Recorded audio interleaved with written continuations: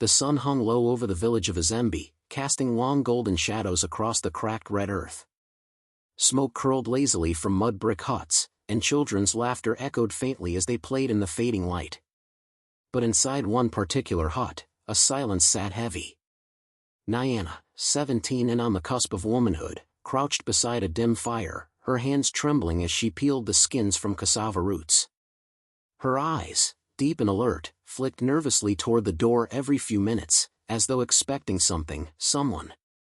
Her mother sat nearby, hollow-eyed and distant, staring into the flames as if the answers to life's cruelties might flicker there.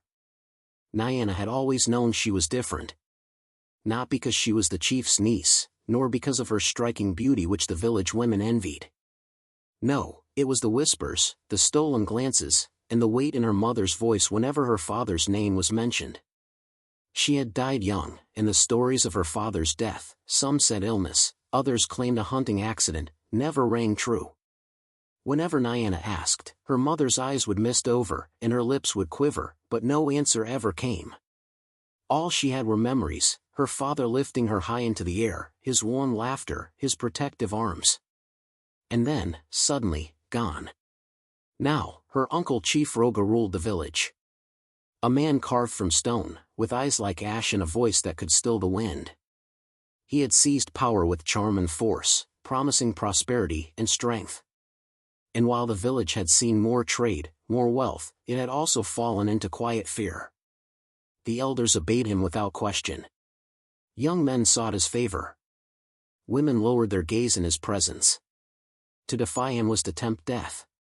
And now, that same man had summoned the council and made an announcement that left the entire village reeling.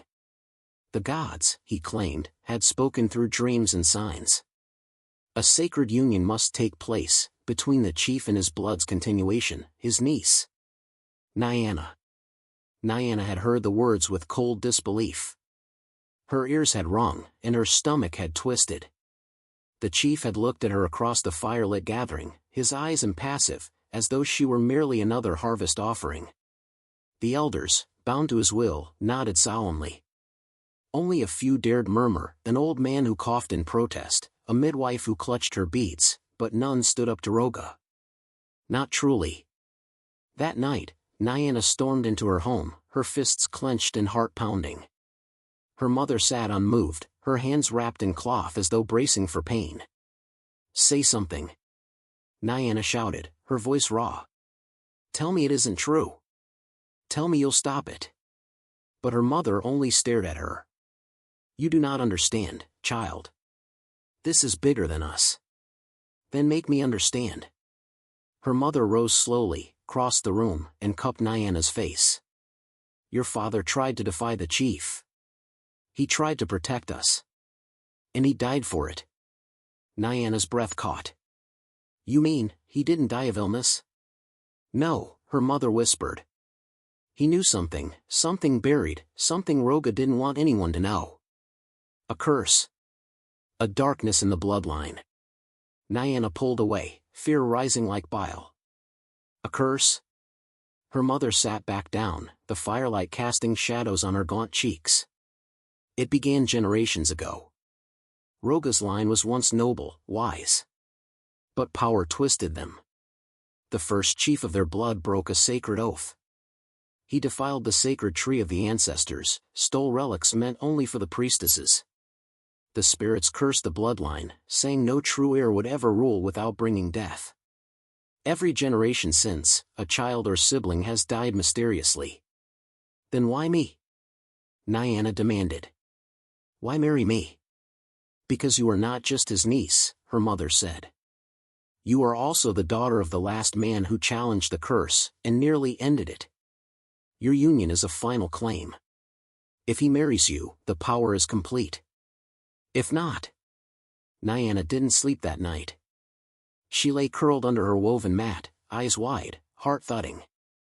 Outside, the wind carried the howl of hyenas. In her mind, images of her father blurred with shadows of Chief Roga. The village had given in to fear. But she would not. Not yet. The next morning, she stood before her reflection in the stream and whispered, "I am not his. I will not belong to him.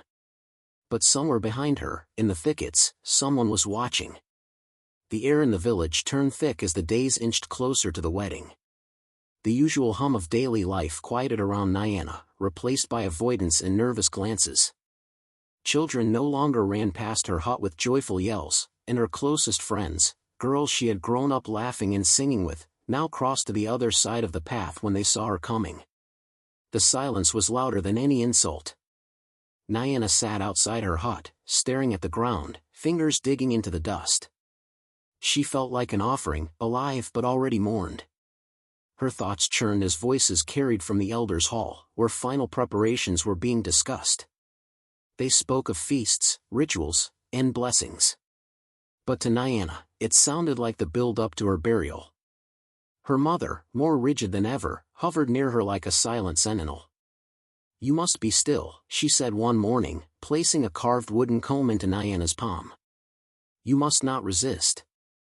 "I don't want this," Nyana whispered, barely able to find her voice. Her mother's face twitched with pain.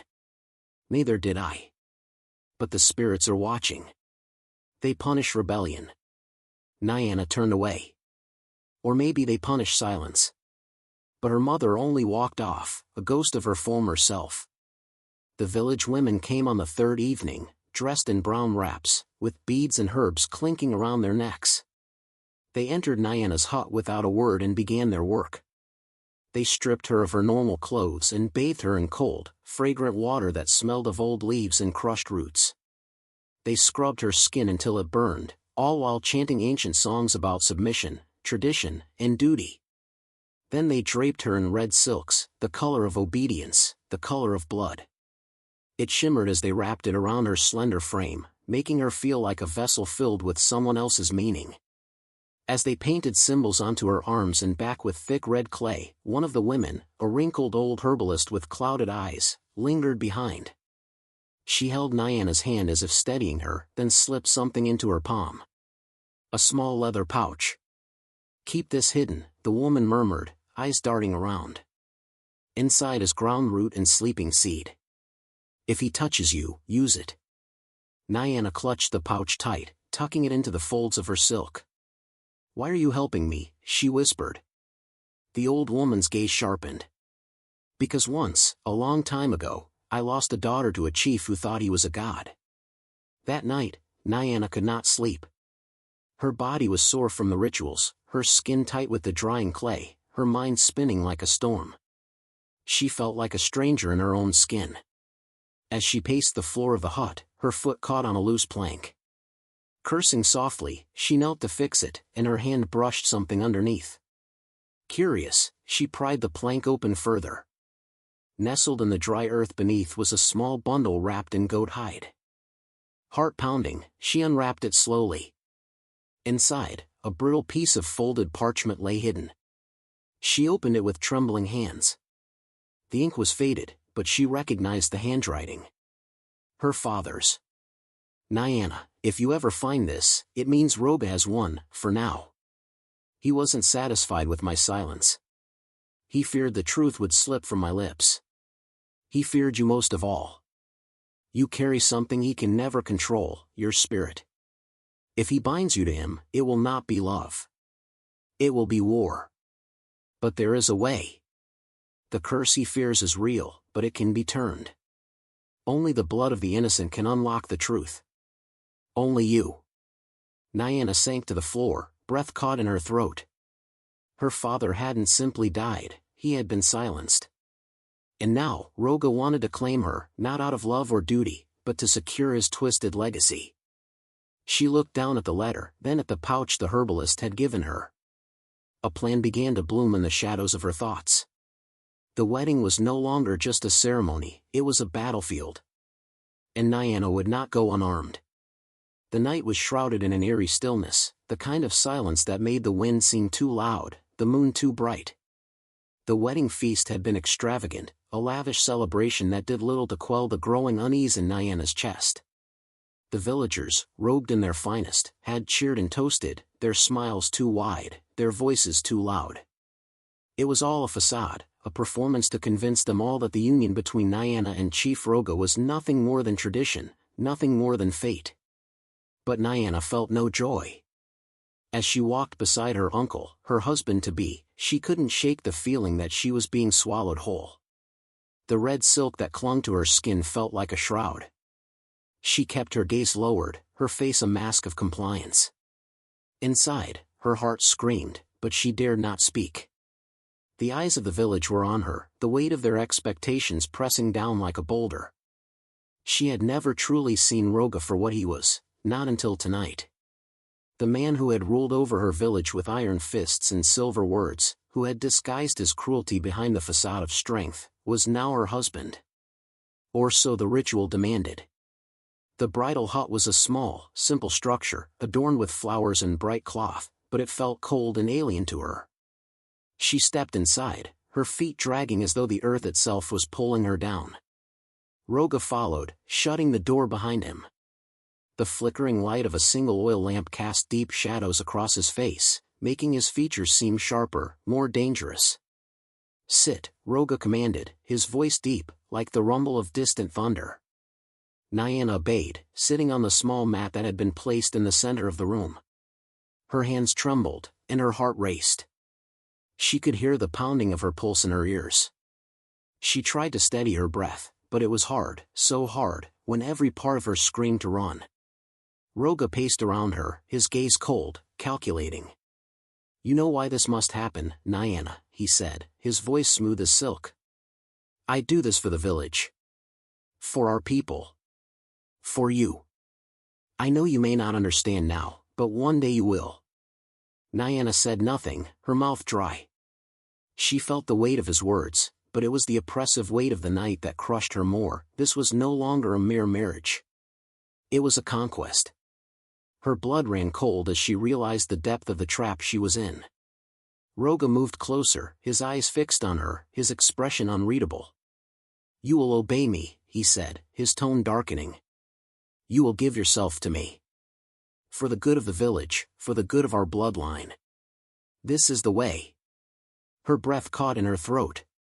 She wanted to speak, to protest, but the words were caught somewhere deep inside her. She looked at him, her uncle, her would-be husband, and for the first time, she saw the monster that lurked beneath his polished exterior. He reached for her, his hands cold, demanding. Nyana's heart hammered in her chest, and just as he touched her arm, something strange happened. Roga froze. His body stiffened, and his face contorted in pain. A low, guttural sound escaped his throat, and his hands trembled violently. He staggered back, his breath ragged, his eyes wide with panic. Nyana scrambled backward, fear flooding her veins. What was happening? He fell to his knees, his body racked with convulsions. She could only watch in stunned silence, her mind unable to process what she was seeing. His face twisted in agony, and the air around them seemed to hum with energy. The room began to glow faintly, as though a fire was burning just beneath the surface of the walls. Suddenly, a familiar scent filled the air, rich, spicy, and comforting. It was the scent of her father's cologne, a scent she had not smelled since his death. Her eyes widened in disbelief. The scent was unmistakable, and it enveloped her in a strange warmth, a sense of familiarity that seemed to connect her to a world long lost. Then, as if in response to the smell, a voice echoed through the room, a voice that stopped her heart cold. It was deep and strong, yet undeniably familiar. "It has begun." Nyana's breath hitched. The voice was her father's. Roga's body jerked violently as if something unseen had taken control of him. His eyes rolled back in his head, and his mouth opened, but it was not Roga's voice that emerged. It was her father's. "I have waited long for this moment," the voice said, reverberating through the hut. "You will know the truth now, Nyana." Nyana stood frozen, her mind racing, trying to make sense of the impossible. This could not be happening.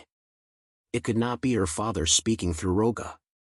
But the words, so certain, so heavy, rang true in her bones.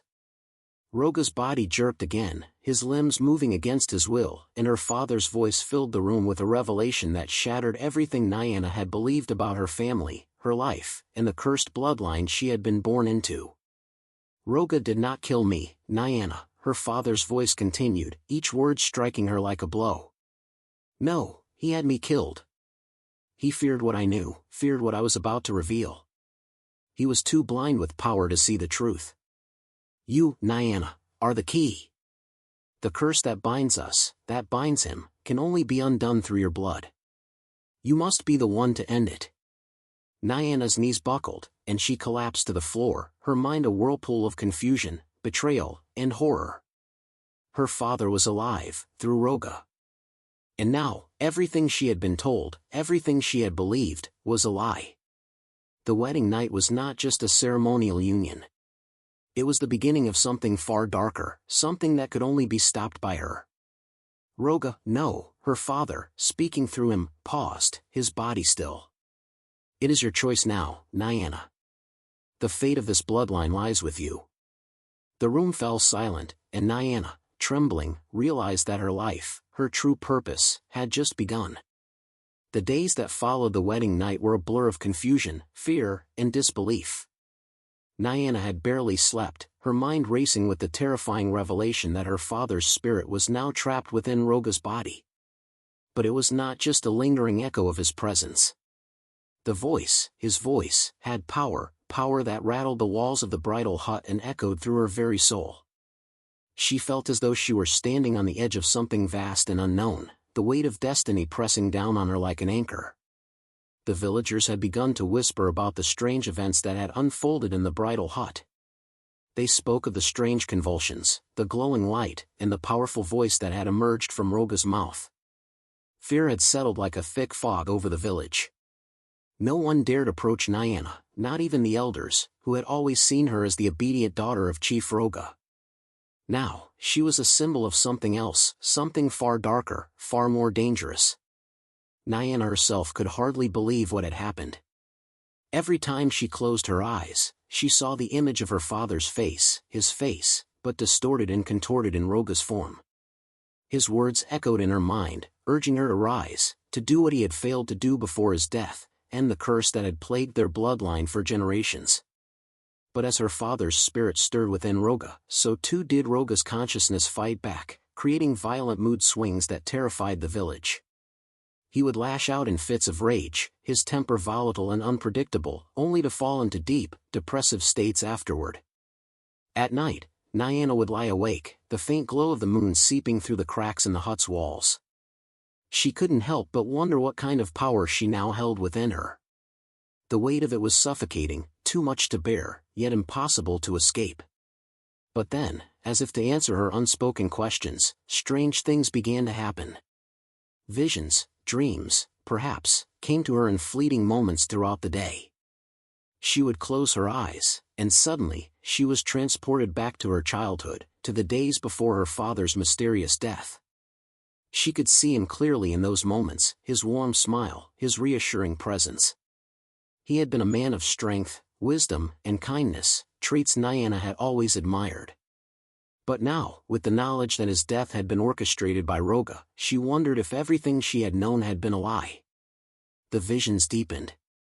She saw her mother, once a vibrant woman, now withered and broken, her eyes hollow and distant. Her mother had never spoken of her lineage, never told Nyana the stories of their ancestors. But as Nyana pieced together the fragments of her vision, she began to understand why.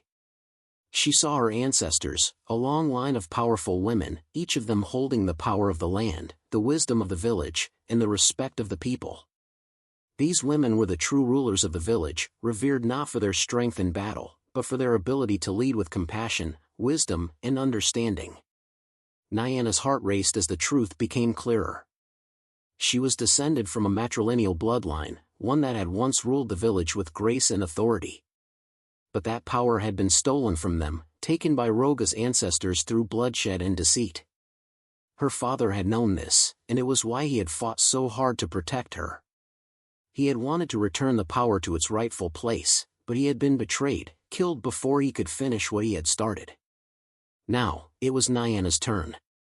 She was the last in the line of matriarchs, the one who could restore the balance, but the choice would not be easy.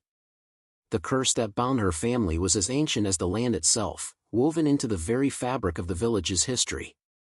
To end it would mean breaking the cycle, breaking the hold that Roga's bloodline had over the village. But to do so would require more than just a simple act of defiance. It would require her to embrace the power of her ancestors, to awaken the spirit of the matriarchs who had ruled before her.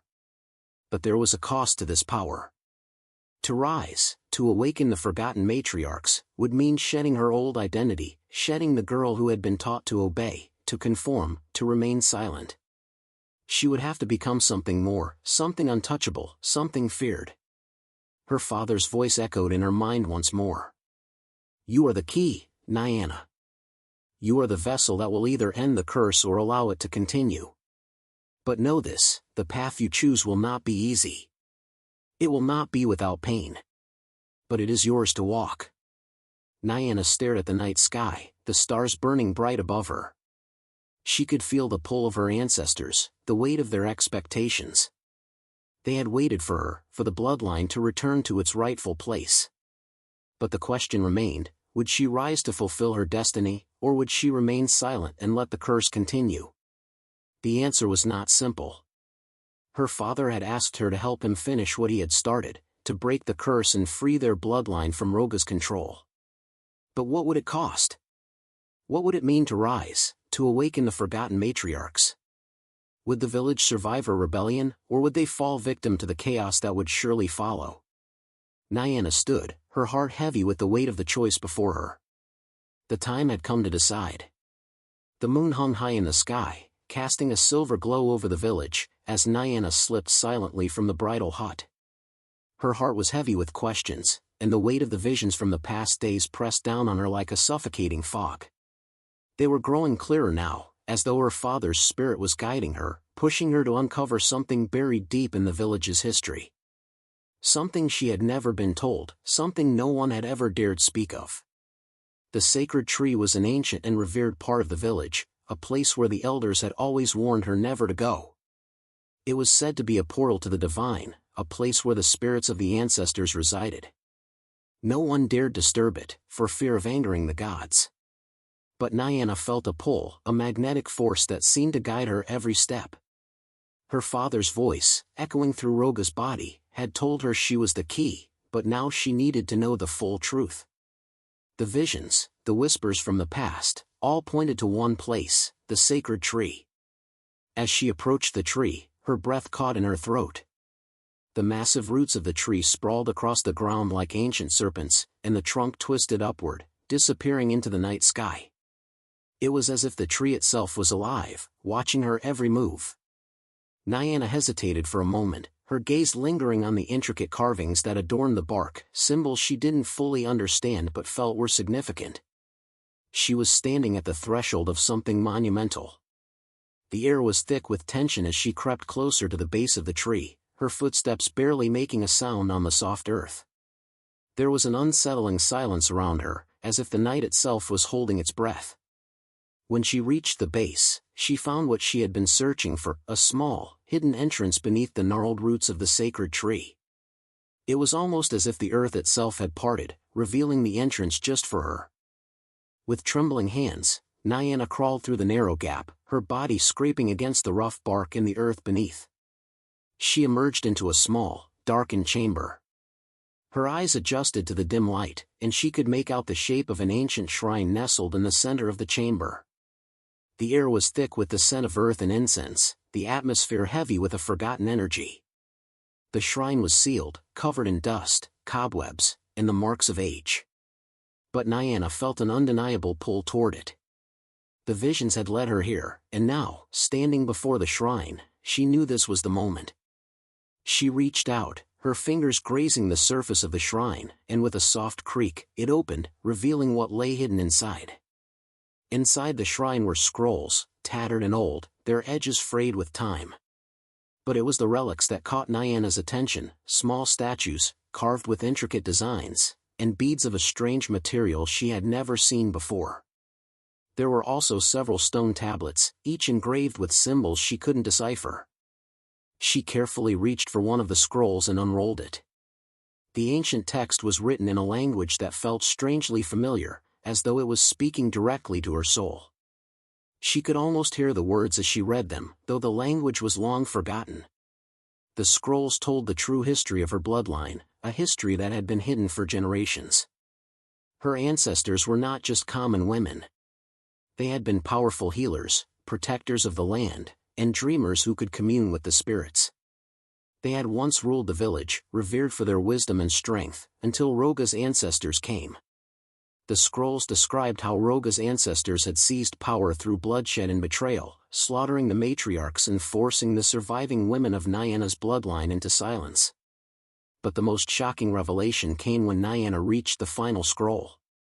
Her grandmother, her father's mother, had been the last to resist. She had cursed the bloodline, binding it with a dark spell that would cause it to rot from within unless a daughter rose to reclaim the power stolen from them. The curse had been placed on the night her grandmother had died, a night filled with the sorrow and pain of the past generations. The only way to break the curse, the scrolls revealed, was for a daughter to perform an ancient ritual at dawn, during the eclipse. Nyana's heart raced as she pieced together the fragments of the story. Her grandmother's sacrifice had been an act of defiance, a final plea for someone in the future to come and undo the wrongs done to their people. Now, that person was her. She was the one who had to reclaim her rightful place, who had to sever the curse that had held her family captive for so long. And to do so, she had to perform the ritual, during the eclipse, at dawn. But there was no time to waste. The eclipse was only hours away, and Nyana knew she had to prepare. But as she turned to leave the shrine, she felt a chill in the air, a sudden sense of dread that seemed to hang in the very atmosphere. It was then that she heard it, the unmistakable sound of footsteps, heavy and deliberate, approaching the chamber. Nyana spun around, her heart leaping into her throat. She hadn't expected anyone to find her here. But as the figure emerged from the shadows, her stomach dropped. It was Roga, no, the dark side of him, the part of him that had been consumed by the curse. His eyes glowed with a terrifying intensity, his face twisted in a snarl. "You think you can stop me?" he growled, his voice no longer his own, but filled with an otherworldly menace. "You think you can break the bloodline that has been mine for centuries?" Nyana backed away, clutching the scrolls to her chest. The air around them crackled with tension, the energy of the curse pulsing like a living thing. Roga's dark side had fully awakened, and he was no longer the man she had once known. He was something else, something far more dangerous, consumed by power and rage. "You cannot escape your fate, Nyana," he spat. "You will never break the curse. You will never have control over what is mine." Nyana's breath quickened. She knew what she had to do. The ritual at dawn, during the eclipse, was her only hope. But Roga was standing in her way, his power threatening to overwhelm her. The village was on the edge of chaos, torn between those who supported Roga's rule and those who whispered of the curse. Nyana was the only one who could end the bloodline's reign of terror, but to do so, she would have to face Roga head-on, confronting the darkness that had consumed him, and that now threatened to consume her as well. The dawn was coming, and with it, the eclipse that would decide everything. Nyana had no choice but to rise and meet her destiny, no matter the cost. The village would never be the same again. The village had never been more divided. Under Chief Roga's rule, fear had always been a constant presence, but now, it was the pulse that fueled every decision. His grip on the villagers was tightening, especially now that he was fully possessed by the curse of his bloodline. His plans were clear: destroy the sacred tree, kill Nyana, and solidify his power. He had gathered his most loyal warriors, a brutal force that surrounded him like a protective wall, ensuring that none of the village's whispers or the growing unrest would hinder his will. But Nyana was not alone in this fight.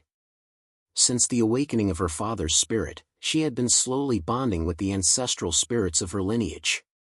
They had begun to guide her, filling her with an ancient wisdom and power that had long been forgotten by the village. Her connection to the spirits was undeniable now, stronger than ever before. But there was one final challenge: she had to awaken the forgotten women of the village, the ones who had been silenced and cast aside, the midwives, the widows, the herbalists, and the spiritual leaders. They were the keepers of the old ways, the ones who had known the true history of their people and the true power of the bloodline that ran through Nyana. The night of the eclipse loomed closer, and the village seemed to hold its breath, waiting for something to happen. Word had spread of Nyana's defiance, of her intentions to stop Roga and reclaim her bloodline's rightful place.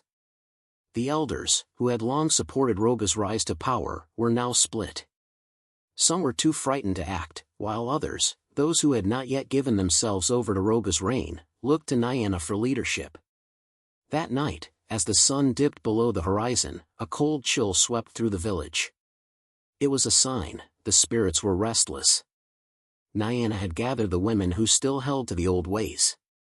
They met in the shadows, away from the prying eyes of Roga's soldiers. They had their herbs, their relics, and their knowledge of the ancient rituals. Nyana was no longer the frightened girl who had been forced into a marriage she didn't understand. She was becoming something more, something ancient and powerful. Her connection to the spirits was her strength, and she would use that power to fight for her family, for the village, and for the legacy of the forgotten matriarchs. At the same time, Roga's warriors began to prepare for their assault. They moved in silent formation, their eyes cold with the certainty of their task. Chief Roga, his face twisted in a permanent snarl, stood at the center of the camp. His hands clenched, and his body trembled with the power of the spirits that fought for control within him. His skin was pale, stretched tight over his bones, and his eyes burned with the fire of dark forces. The curse had fully consumed him, and he was a slave to its power now. Roga's voice, a guttural rasp, echoed through the night as he commanded his warriors to begin the assault on the sacred tree. "The time has come," he snarled. "Burn it to the ground. End this rebellion. Nyana is mine to destroy." As his warriors marched toward the tree, Nyana and the women she had gathered took their place by the sacred spot beneath the sacred tree. They were not armed with weapons of metal and fire, but with the power of the earth, the herbs, and the spirits. They had no intention of allowing the tree to be destroyed. The sacred tree held the power of their ancestors, the very source of their strength. Destroying it would mean severing the last remaining connection to their true heritage. The air crackled with tension as Roga's army arrived. The village held its breath, knowing that the battle ahead would not be one of mere physical force but one of spirits. Roga, now fully possessed, raised his hands in the air and shouted his command to attack. His warriors surged forward, the air filled with the sound of battle cries. But Nyana was ready. She stood tall, her heart pounding in her chest, but the spirits that had gathered around her filled her with a sense of calm. She felt her father's presence within her, his voice echoing in her mind, urging her to stay strong. The ancestral spirits flowed through her like a river, granting her the strength and clarity she needed. As the first clash of weapons sounded in the distance, Nyana's voice rang out, clear and strong. "We fight for our bloodline," she called to the women around her. "We fight for the truth that has been buried beneath lies and bloodshed. Tonight, we rise." With a wave of her hand, she summoned the spirits, and a strange, ethereal light began to glow from the ground beneath them. It was as if the earth itself had come alive, responding to her call. The spirits of the village's ancestors began to materialize around her, their forms glowing faintly in the moonlight. They were not mere ghosts, they were powerful forces, embodiments of the village's history, its wisdom, and its strength. The battle erupted in full force, but it was no longer just a physical struggle. As Roga's warriors clashed with the women, the battlefield became a place where the spiritual and physical worlds collided. Nyana's father's spirit fought desperately to hold Roga's body still, preventing the full force of the curse from overtaking him. But Roga's own will fought back with equal force, and the battle became a war of wills, a tug-of-war between Nyana's father's spirit and the dark forces that had claimed Roga. The ground shook as the spiritual forces clashed, and Nyana knew it was time. She had to complete the ritual before the curse consumed them all. She turned and rushed to the foot of the sacred tree, where the relics and scrolls she had gathered earlier awaited her. She knelt, placing each relic carefully at the base of the tree, aligning them in the way the ancient scrolls had described. As she did, the sky above them began to darken, and the eclipse began in earnest. The ritual was not easy. Nyana could feel the power of the curse fighting her, trying to pull her under. But with each piece she placed, she felt the spirits of the ancient matriarchs rise with her, lending her their strength. The light from the eclipse bathed the field in an eerie glow as Nyana completed the ritual, uttering the final words of the incantation. Suddenly, a shockwave of energy erupted from the base of the tree, sending a surge of light and power through the village. The battlefield transformed into a glowing field of light and ash, as the spirits of the ancestors surged forward, overwhelming Roga's dark forces. The warriors who had fought for Roga now found themselves paralyzed, unable to move as the power of the ritual consumed them. Roga, still trapped in the grip of the curse, screamed in agony as his body began to crumble, the spiritual forces fighting for dominance within him. In the end, it was the power of the ancestors that prevailed, and with one final cry, Roga's body collapsed into the earth, his soul consumed by the curse. Nyana stood amidst the chaos, breathless but victorious. The battle was over. The curse had been broken. The spirits of the ancestors swirled around her, their power dissipating into the night. The village was forever changed. Nyana had reclaimed her bloodline's power, and with it, the future of the village was now in her hands. As the first rays of dawn broke over the village, a new world unfolded. The night storm of battle and spirits faded into the quiet hush of the early morning. The sacred tree, bathed in the soft light of the rising sun, stood as a symbol of rebirth. Its leaves glimmered in shades of green and gold, a stark contrast to the darkness it had endured for so long. Beneath its branches, Nyana stood, breathing deeply, her heart still racing from the intensity of the night. The air felt fresh, like the earth itself was exhaling after a long-held breath. Roga's body lay lifeless at the center of the battlefield, a hollow shell. His spirit was gone, banished, as if it had never existed. Nyana could feel her father's presence one last time. His voice, once so loud and full of rage, now whispered softly in her mind, bidding her farewell. "You are free, my daughter," he said, the words carrying a weight of peace that soothed the raw ache in her heart. She had done it. The curse that had haunted their bloodline for generations had finally been broken. The war for her freedom, for the truth of her lineage, had ended. But with the death of Roga, the village's power structure crumbled. The elders, those who had bowed to Roga's rule and upheld the lies of the past, were now exposed for their roles in the betrayal of the village and its true heritage. They had once controlled the village through fear, through their allegiance with Roga's ancestors, but now, without Roga's dark influence, they were nothing.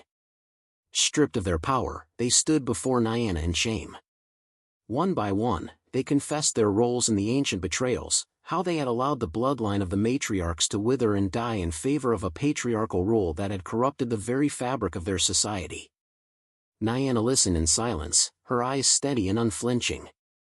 She had no interest in revenge. The past could not be undone, but she would make sure it would never be repeated. She refused to take Roga's place as the chief. She had no desire for power in that way. Her strength was not in dominance or control, it was in the wisdom of her ancestors, the power of the women who had come before her. Nyana had witnessed firsthand what power could do when wielded by greed and fear. She would not be another ruler who oppressed her people.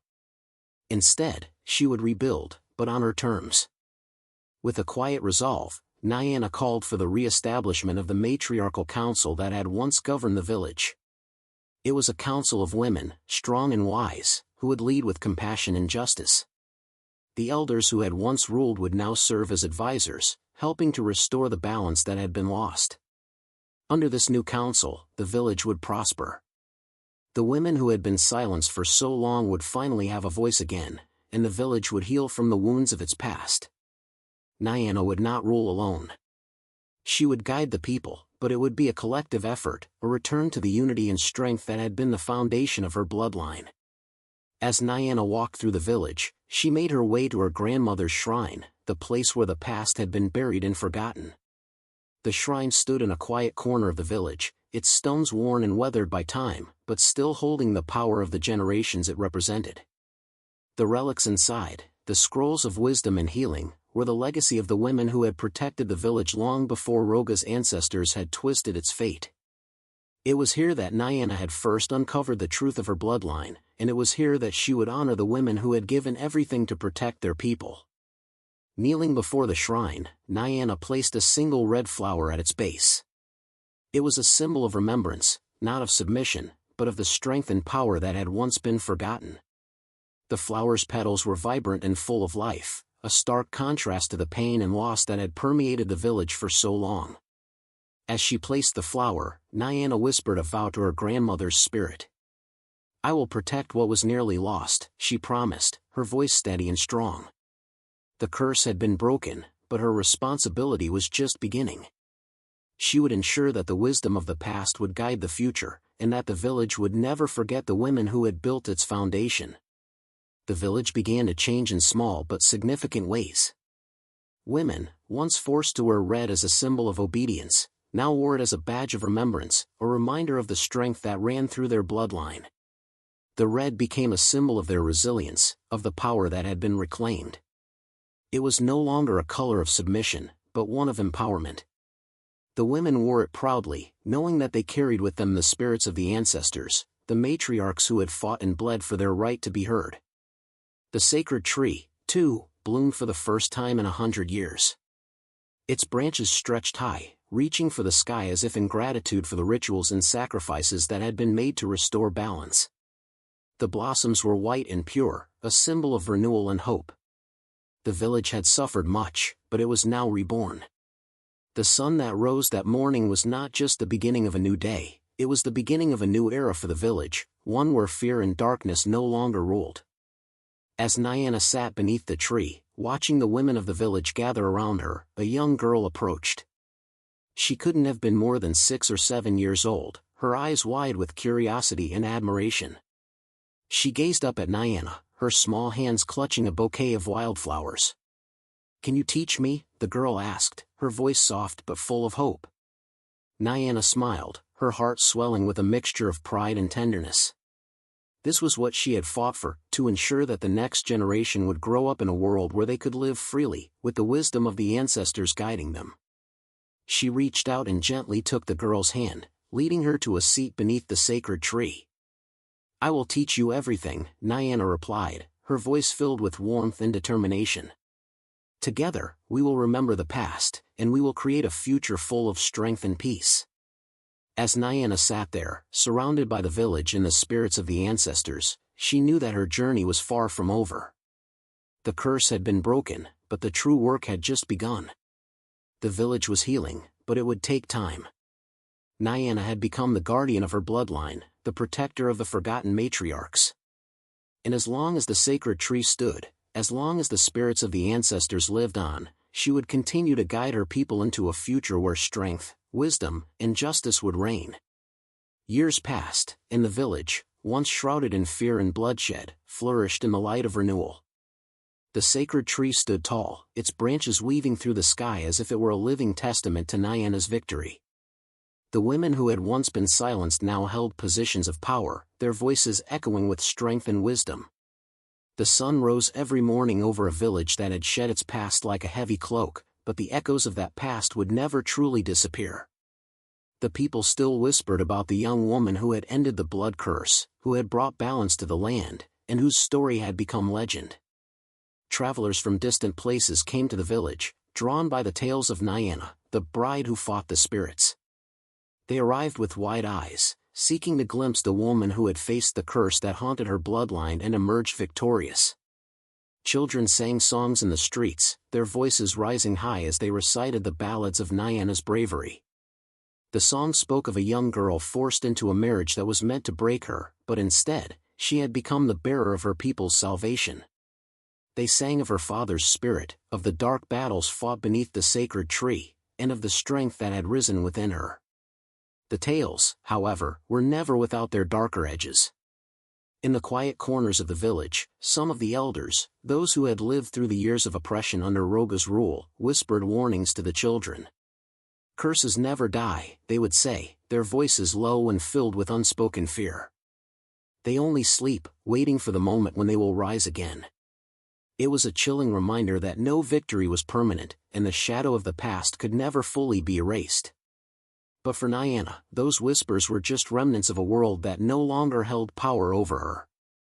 She had rebuilt the village, restored her people's heritage, and made sure that the bloodline of the matriarchs would continue to guide the future. She had seen the spirits fade, but she knew that the balance of life was fragile, and that what had been broken could always be mended, if the right person had the strength to do so. One night, as rain poured from the heavens and soaked the earth, a figure appeared on the outskirts of the village. The villagers were used to the storm, but this figure was something else, something out of place. A shadow, drenched and cloaked in darkness, stood at the edge of the path leading into the village. The sound of his footsteps in the rain was steady and sure, though he moved with an air of uncertainty. Nyana, older now, with her hair touched by streaks of silver, stood at the threshold of her home, her gaze sharp and unwavering. She had felt the presence of something, or someone, approaching long before he had reached her door. When he arrived at the door, Nyana did not hesitate. She had faced the most fearsome adversary her village had ever known, and she would not be intimidated by the unknown. The man before her was young, no older than a boy, his face half hidden by the hood of his cloak. His eyes, however, were clear and filled with an intensity that spoke of both confusion and resolve. The rain beat down on his shoulders, but his eyes never left hers. "You are Nyana, the one who broke the curse," he said, his voice hesitant, as if testing the weight of his words. "I am the son of Chief Roga." Nyana's heart stopped for a moment. Rogas Son? She had heard nothing of this, nothing that had reached her ears. The boy standing before her, claiming to be Rogas Son, was a stranger to her, but the air around him held a presence she could not ignore. She studied him closely, sensing the familiar darkness that still lingered in the veins of his bloodline. His claim was bold, his presence unnerving, yet Nyana could not dismiss him. "Rogas Son," she repeated, her voice calm, though her mind raced. "You say you were sent away before the curse was broken. Why have you come now?" The boy stepped forward, his face softening as the rain drenched his cloak. "I have lived in hiding," he confessed. "I was told that the curse would consume me, that my father's sins would follow me to my grave. But I can't live in fear forever. I need answers. I need to know why I exist, why my father did what he did. I need to know if the curse is truly gone." Nyana's eyes narrowed as she considered his words. She had been through so much to free herself and her village from the grip of the curse. And yet, here was a boy, a son of the man who had been the root of all that suffering, seeking answers she didn't have. Was he the last vestige of that bloodline, or was he something else entirely? "I can give you answers," she said softly, her voice unwavering. "But not the ones you may want to hear. Your father's spirit is gone. The curse that plagued our bloodline is broken. But your presence here, is no coincidence. You are a reminder that the legacy of the past will always haunt us, no matter how much we wish it would fade." The boy looked down, as if the weight of her words had settled into his chest. But before he could respond, Nyana stepped back, gesturing for him to enter. "Come inside," she said, her voice gentler this time. "I will tell you what I know. But beware, some truths are not as comforting as others." As the boy stepped over the threshold and into her home, Nyana's mind raced. She had done everything to sever the ties of her bloodline from the curse, to free her people from the darkness that had threatened to consume them. But this boy, this son of Roga, was a living reminder that even in victory, the past was never truly gone.